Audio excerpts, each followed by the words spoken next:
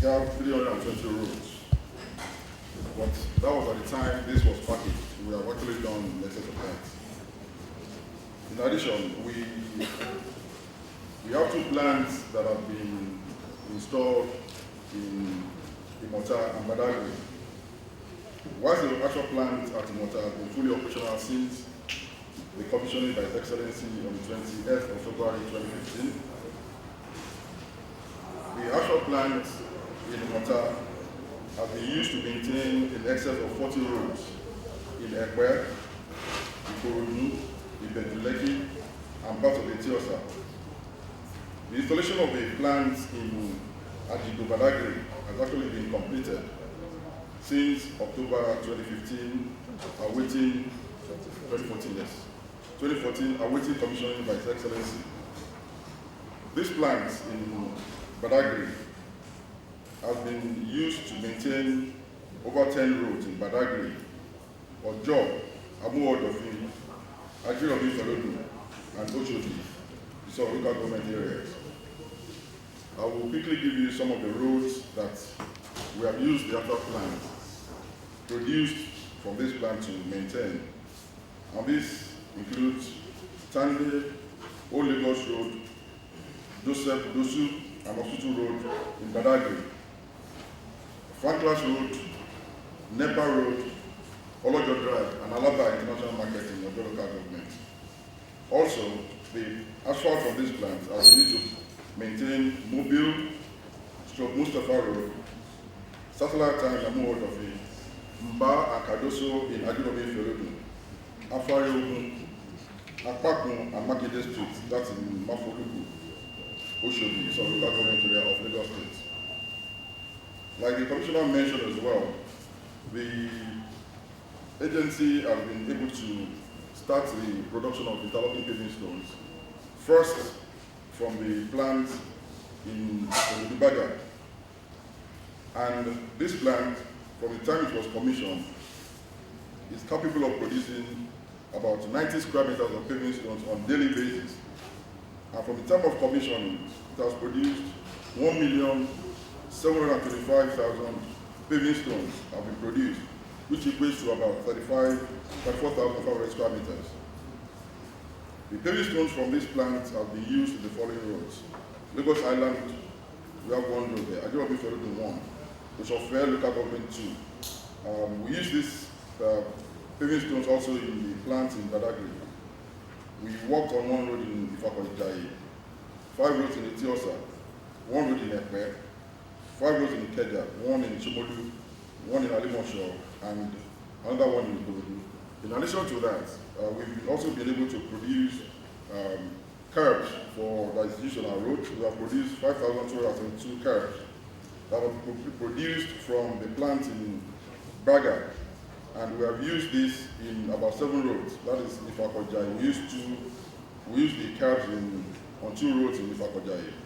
We equally used the curbs produced in the plant in Baga in Amuodofi. We used it in the plant in Badagry and also the Keja.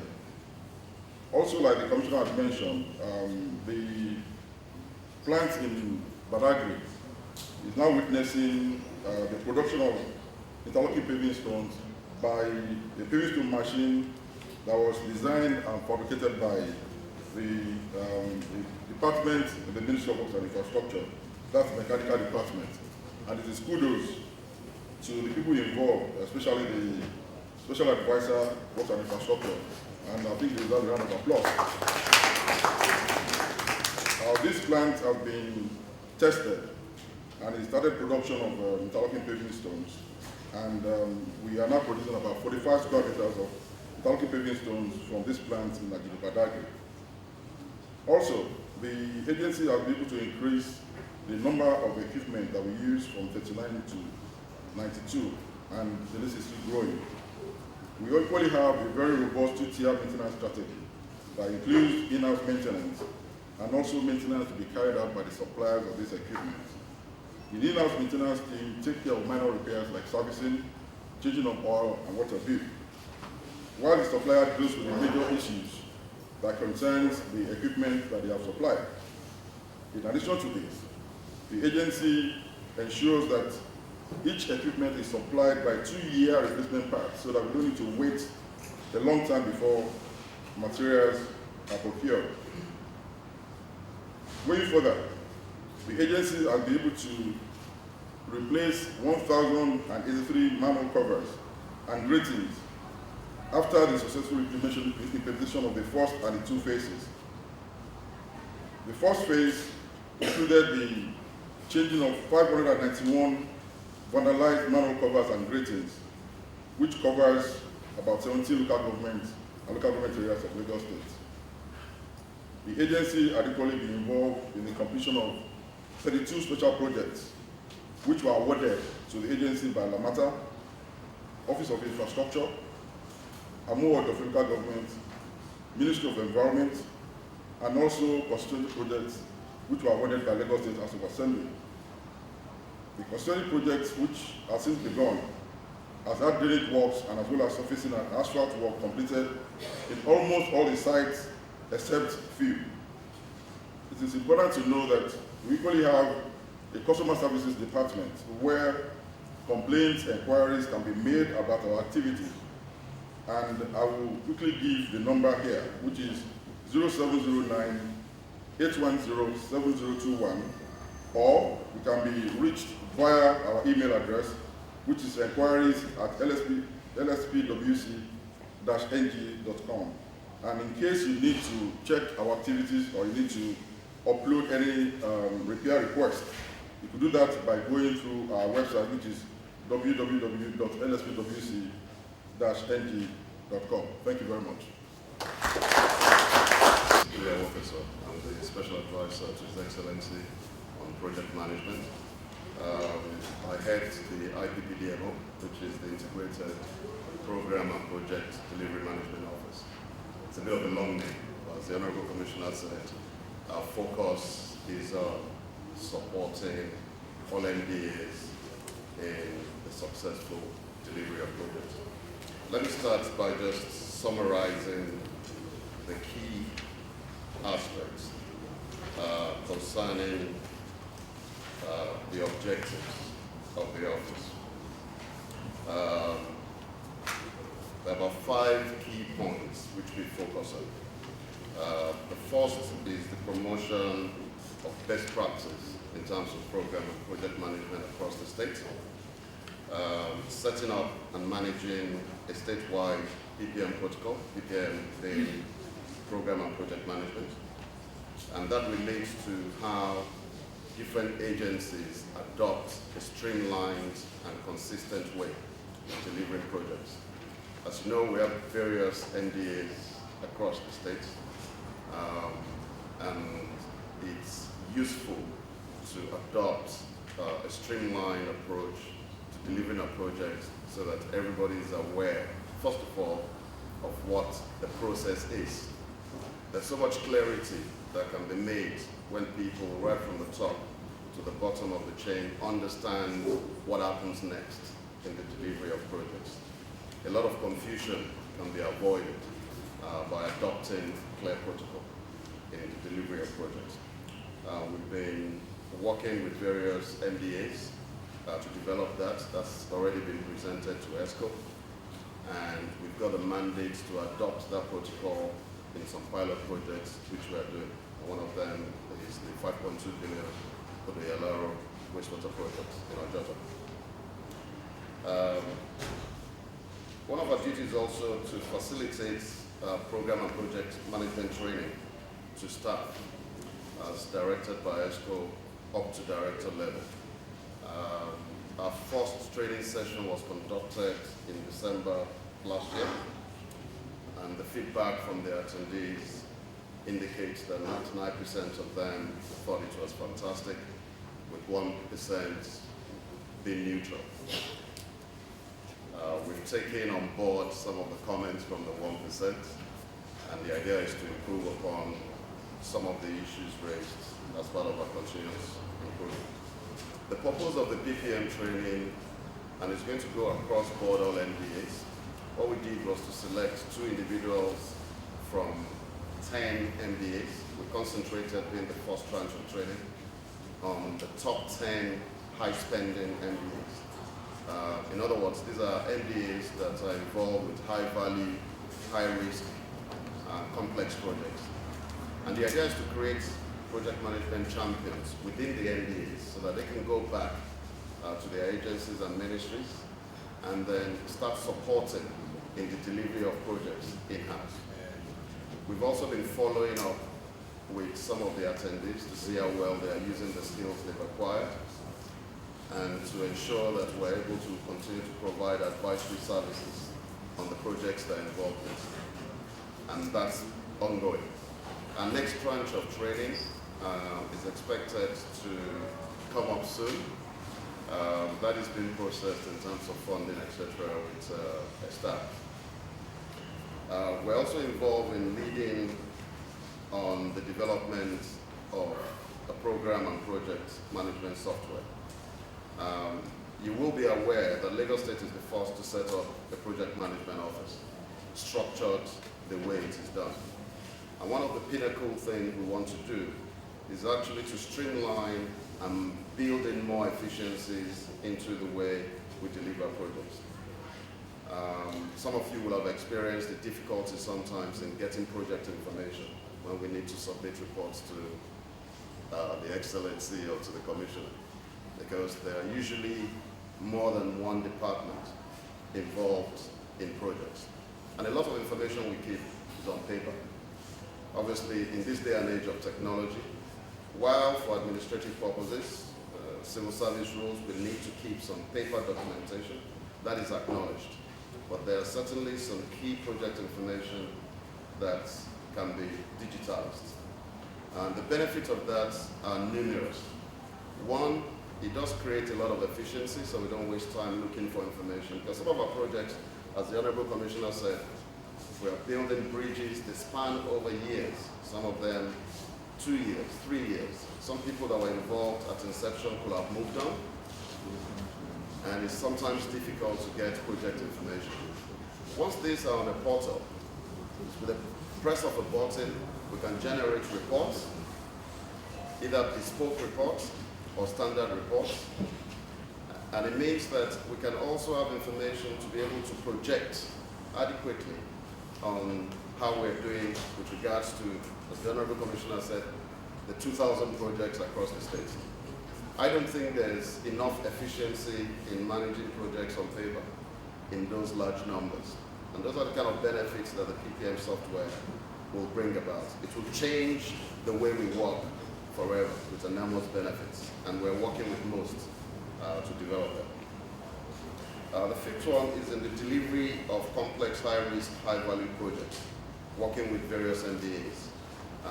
I've mentioned the $5.2 billion Dialogue project, whose piling has just been completed. We also have various other projects across the states, including the Arbitration Center in Lekki, where we've been working closely with the Ministry of Works and Infrastructure to fine-tune the design, to make sure that the delivery of the project is well aligned to the needs of the end user. Let me come into just highlighting some of the things we try to achieve in this project. The Honorable Commissioner talked about cost savings. Those cost savings are enormous, but more importantly, I want to talk about the value addition that this office adds to projects. I will take the Eric Moore project, for instance, where we've done a lot of work with the Office of Works. This was a project that had its contract determined because of lack of performance of the contractor. And it had to be repackaged to be done by direct labor. A lot of work was done because obviously we had to unpack the project. The project was structured for contracts. So if you can imagine the transition, it looks simple. But for those that were involved, I think they appreciated that we took the right steps in making sure that what is now going on site, which now looks like child's play, was a result of the background work that was done in setting it up properly. If we don't plan our projects properly, it's unlikely that we're going to find it easy in delivering it properly. It's unlikely we're going to be able to envisage the risk associated with this project. And that's some of the things we achieved with the Eric Moore project. We've not had any serious issues. Obviously, in construction projects, there'll be issues.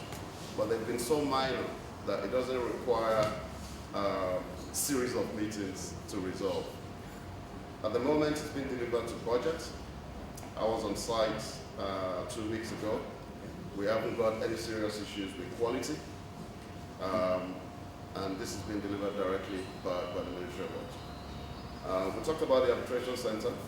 We're also doing a lot of work on other projects, including supporting LASWA in the concessioning of ferry terminals.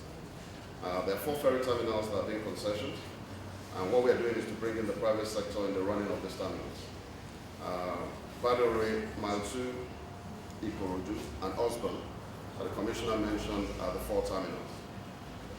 We've set the concessioning up to protect as much as possible the taxpayer, us, but to make sure that the concessionaires have room to develop our water transportation sector and add value to it. We talk about value addition. Some of the things we've done is actually to look beyond these terminals as just bricks and mortar, as buildings.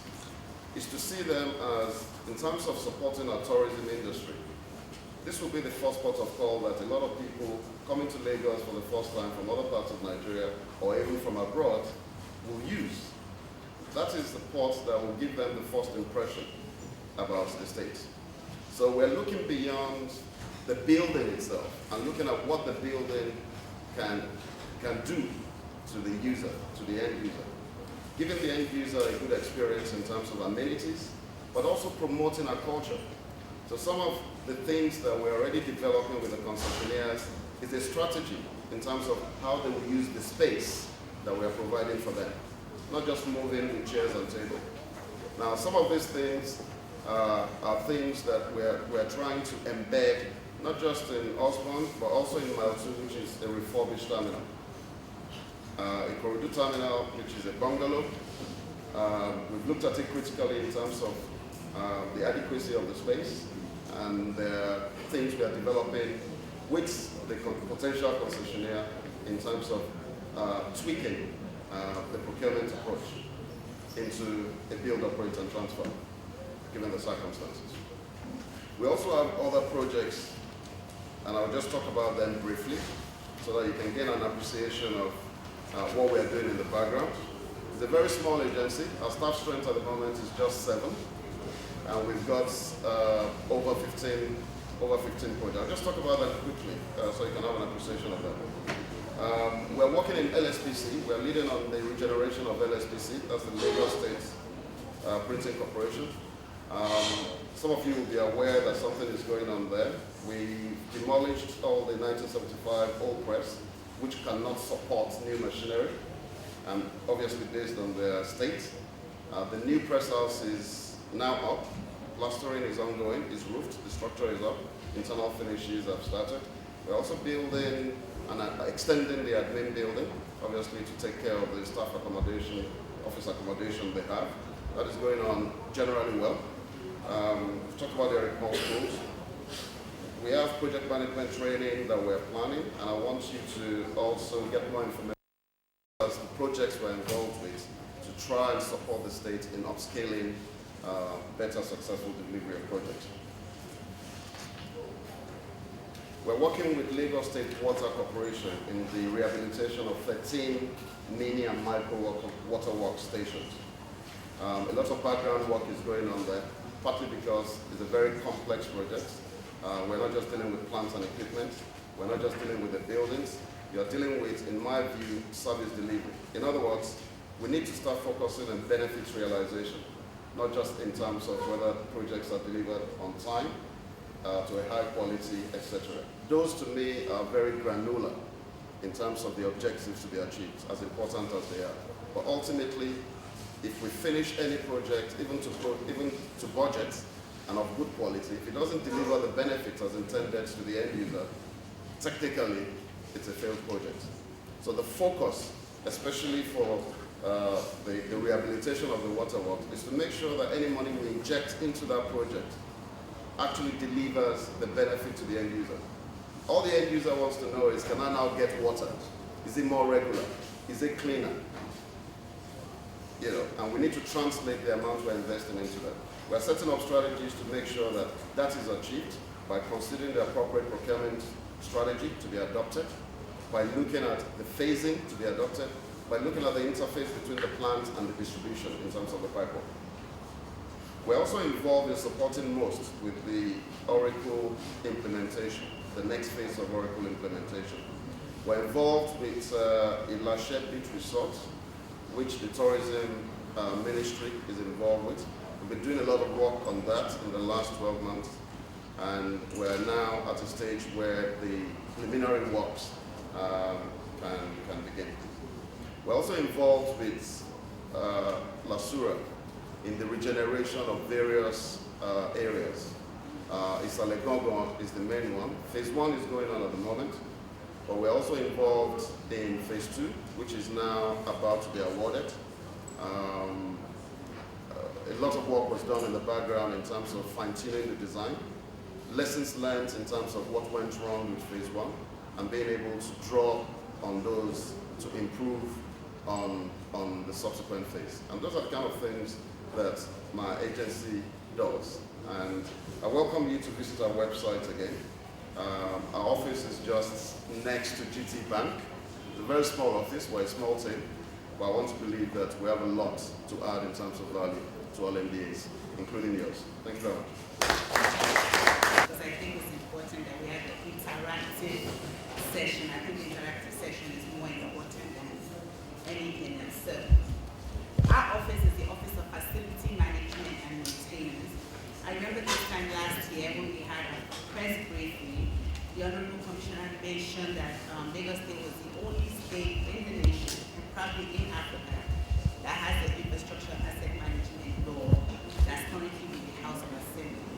The law was passed last December by His Excellency. So we are now the only state in the nation that has an infrastructure asset management. It's quite important to have this law because we've invested heavily in infrastructure assets in the state.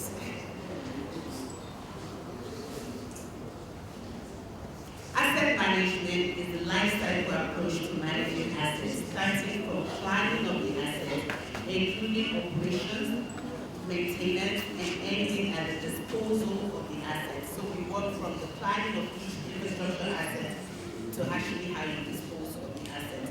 Our main objective is to improve functionality and quality of infrastructure and benefit to the community in terms of employment and enterprise development. We also encourage a more sustainable business industry and culture in Lagos State, ensure efficient operation and maintenance of public infrastructure, and most importantly, prolong the lifespan of assets. Really, in short, we make sure that when you go to a health facility, when you go to a courthouse, when you go to a school, it is in shape for you to enjoy the benefits it's supposed to provide. That's our job. There's a list of projects, some projects that we've been involved in, but most importantly, we've been involved in creating a framework for sports facilities, court justice facilities, education facilities, water facilities, and I think most importantly is the health facilities that we've been able to provide a maintenance framework for. So when you go into your MCCs, when you go to a health facility, you have power, the water is working, it's clean, and it's able to do what it's intended for. Please go to our website, www.ofmn.lg.gov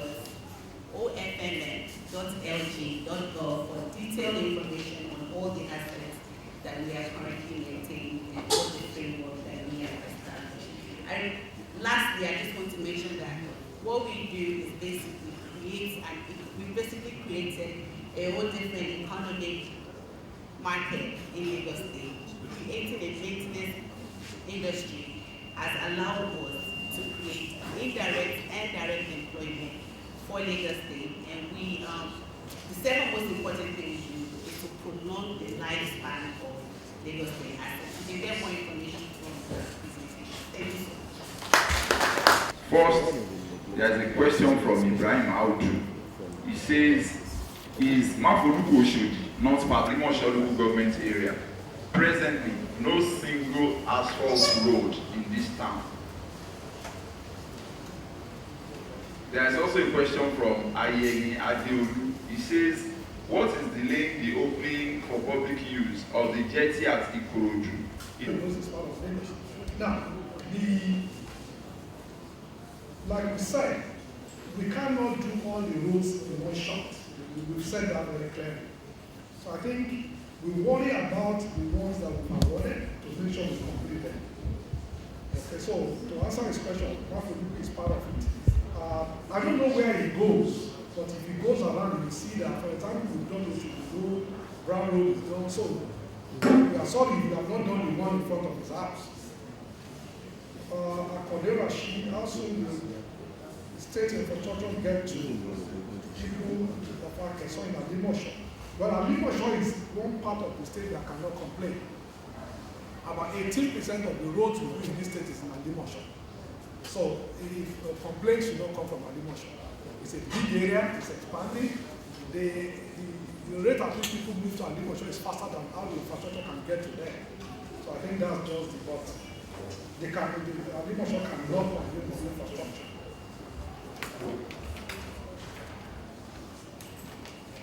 I think another one is, what is this delaying the opening of public use of the jetty at the I think the special advisor mentioned it. When it's like an airport. I mean, if you take off from one airport, you must land somewhere else.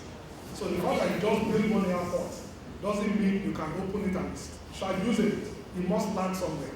So in this case, we said there are 4 jetties, Bakodo, which is the Ikorodu one, Ibeshi, Osborne, and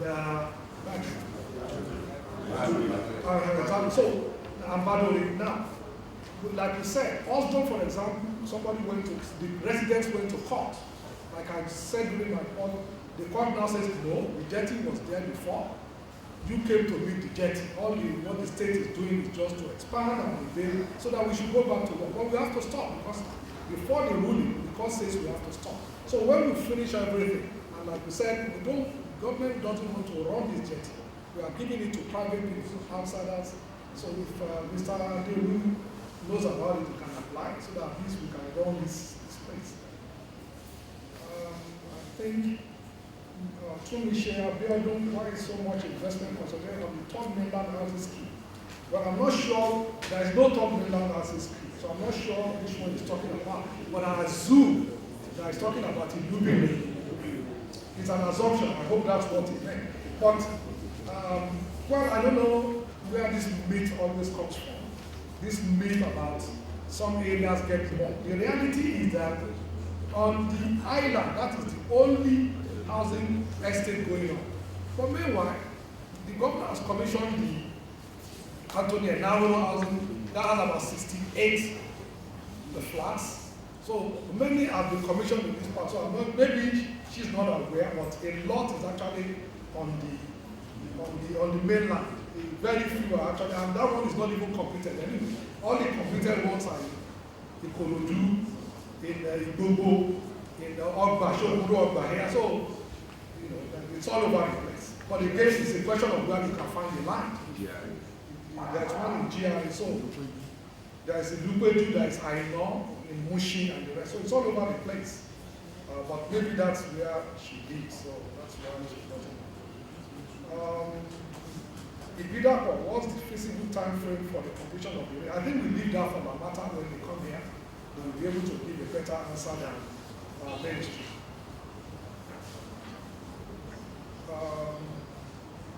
Mr. Uche Nadoze, when will you complete the Baja and your board, especially the appointment? Well, I think we've said that repeatedly. We were delayed because there are gas pipelines on that road. So if you are going to other road, you see a street that is called Pipeline Road. It's named Pipeline Road because there are NNPC gas pipelines. So there are 4 bundles of pipes separated by 50 meters on that road. So when we got there, we do not have the as-built drawings. We don't know how far down they are. NNPC cannot tell us.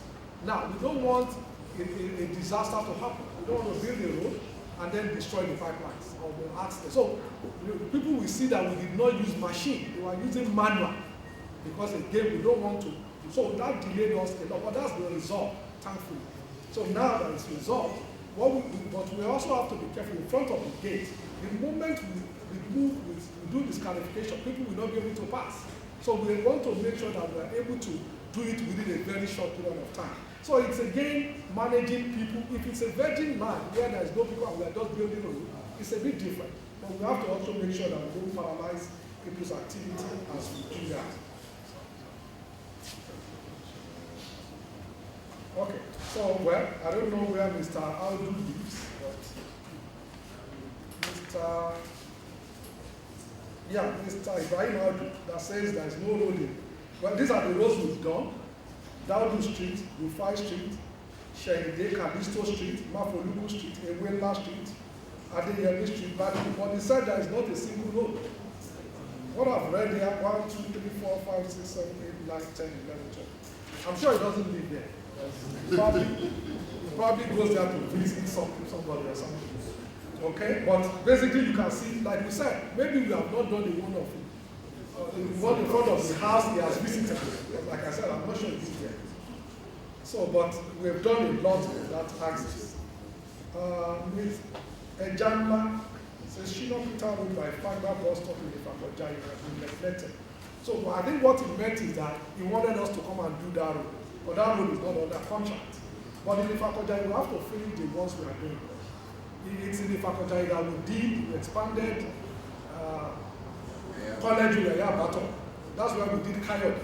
That's why we did, what's that bridge again? That's where we did Bamishe. So a lot of roads that we've done in Fakojai. So, they should be patient if we get to them. But like I said, we can't do all the roads at the same time. I think that's, having noticed the Ajah and Makawe area of Etiosa, do the ministry have plans to build pedestrian bridges? Well, on Lekki Ekpe Expressway now, we've awarded 5 pedestrian bridges. Okay, it hasn't gotten to Makawe because the road itself hasn't gotten to Makawe in terms of expansion. And as such, what we are doing is the area where we've expanded. So we've awarded it to the company that actually built the road, that is ITEC. So right now they are working on it. They are doing the piling of all those 5 pedestrians. The moment we finish that, then we can move forward. I think that's about all. Thank you very much, sir. Now, I have to commend the work of the ministry. Well, the ministry's name is synonymous with work. So I really have to commend some of the things you've been doing because I've had the opportunity of seeing some work, particularly when I visited it when it was under construction. And what thrilled me was that the excavator, I saw the excavator on the drainage path. I was wondering, as big as the excavator was, it was on that drainage path and it was excavated. So I really commend the ministry. Now I have 2 questions. The first one is on a particular road in Ijora-Badia. I was part of the Ministry of Environment team the last time when we had the statewide environmental sanitation. But I can't vividly recollect the name of that street now. We're very close to the Ababayo CDA. Obale Street. Obale Street. What we saw there was an eyesore, and we saw anger among the people. And I was asking questions on that day that do people actually live here? Do they give birth in this place and all that? At the center of the road, death and all those things. So I want to believe that the Commissioner for the Environment must have communicated this to you, and he promised that something will be done at the form of palliative measures. So I would like to know if the Ministry of Works has done anything lately in that area. Second question is one of the issues that cropped up in the course of governorship debates in the state. That's the issue of the 4th Mainland Bridge. I recollect that last year you gave an insight into what you are doing in that regard. You talked about a new alignment being considered and the 24 billion that will be required, which will require you to add about 8 billion to the state budget on an annual basis. So far, what has been done and when will the 4th Mainland Bridge commence? Thank you. For a report for Daily Independent newspapers, 2 questions. While you were making your presentation, you were talking about some of the challenges during road constructions, and you mentioned perhaps the incompetence of some contractors. I want to find out the last 1 year how many contractors or how many projects were terminated from, or how many contractors had their project terminated. Then secondly, over time, the last 2-3 years, each time you come here to brief, one of the high points from your speech, or what we always want to know, is how much is the federal government owing the state government. But for May 29, that will be changing. And we don't know if you will still be there as the head of this ministry, but we want to find out, what are your projections? What do you expect this ministry and the state to benefit from the federal government and the state government being in tandem? Thank you. After New Telegraph newspaper.